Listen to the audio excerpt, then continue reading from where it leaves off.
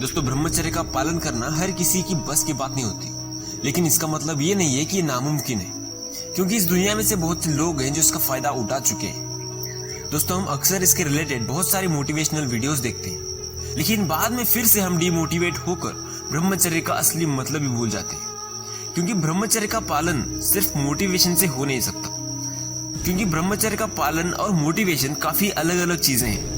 और कई लोग तो ब्रह्मचर्य को धर्म और अध्यात्म से जोड़कर उसे इग्नोर करते हैं, लेकिन अगर ध्यान से देखें तो ब्रह्मचर्य डायरेक्टली हमारे बॉडी सिस्टम से जुड़ा हुआ है। इसलिए आज हम इस वीडियो में मोटिवेशन के साथ साथ हमारे बॉडी के पूरे सिस्टम को जानने की कोशिश करेंगे। तो दोस्तों, आप सबसे पहले तो ये जान लीजिए कि ब्रह्मचर्य का असली मतलब सिर्फ अपने वीर्य को बॉडी में रुकना नहीं होता, बल्कि ब्रह्मचर्य की असली शुरुआत तो हमारे मन से होती है।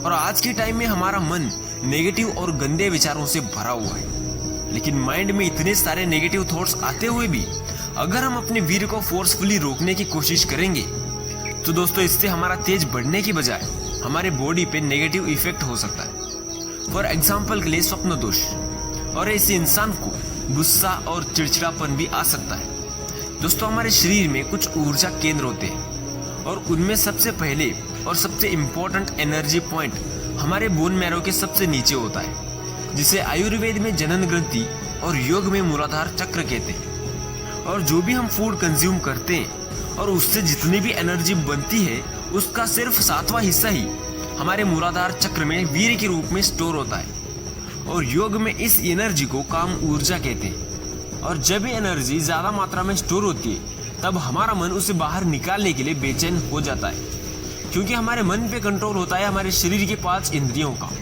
एग्जाम्पल के लिए, जब हमारे आंखें कुछ देखती हैं और अगर उससे हमारे मन को टेम्पररी खुशी मिलती है, तो धीरे धीरे हमारा मन उस खुशी को खुद एक्सपीरियंस करना चाहेगा।